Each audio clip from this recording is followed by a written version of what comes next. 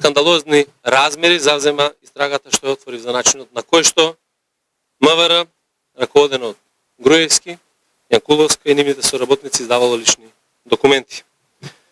Веќе обелоденив дека МВР незаконски издавало и печатало лични карти на лица на незаконски начин и со тоа обезбедувале право на глас и други права.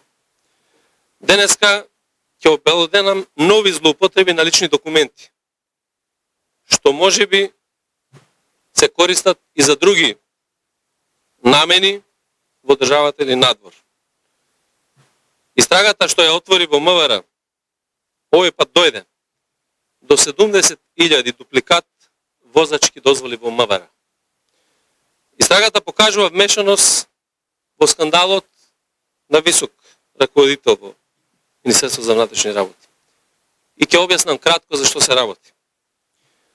Откако откривме дека во МВР незаконски се издаваат и печатат лични документи, формирав комисија со задача веднаш да влезе во магазинот на Министерството за внатрешни работи и да изврши попис на сите образци за лични документи што се наоѓаат таму.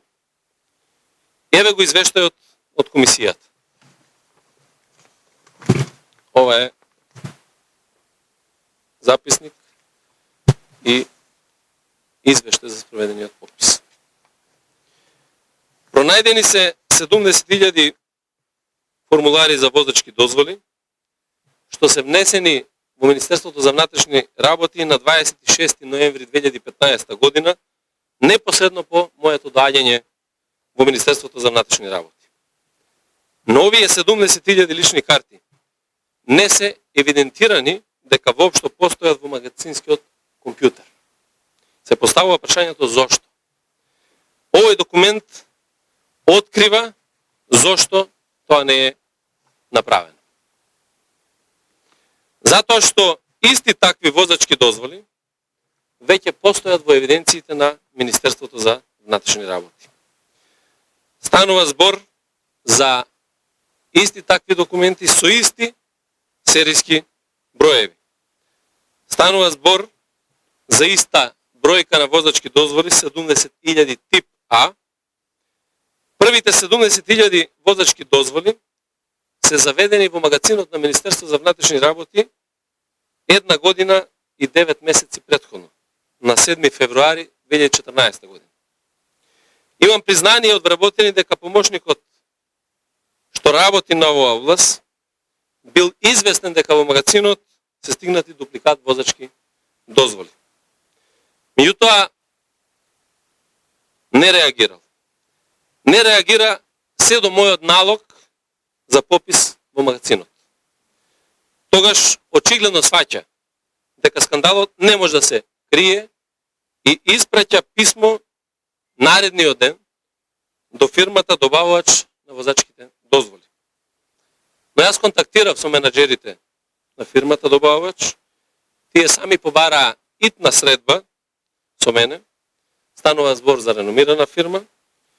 Представниците на фирмата се изненадени зашто никој не ги известил веднаш за дупликатот на возачките дозволи.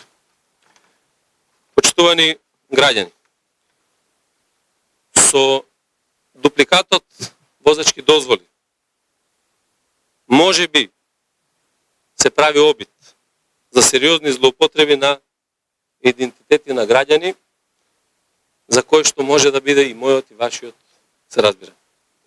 Спречивме злоупотреба на идентитетите. Јас не се согласив да бидат повлечени овие 70.000 возачки дозволи од фирмата, туку ќе формирам комисија која што ќе ги уништи овие формулари. И на тој начин спречивме можен криминал. Постојат сериозни индиции, зборувања во јавноста дека има можеби продажба и тука и надвор од Македонија на возачки дозволи со одредена цена која што се движат тие формулари. И ако тоа е така, или ако се спроведува така, 70.000 формулари ќе гарантираат повеќе милиони евра нелегален издаден документ, односно нелегален прилив.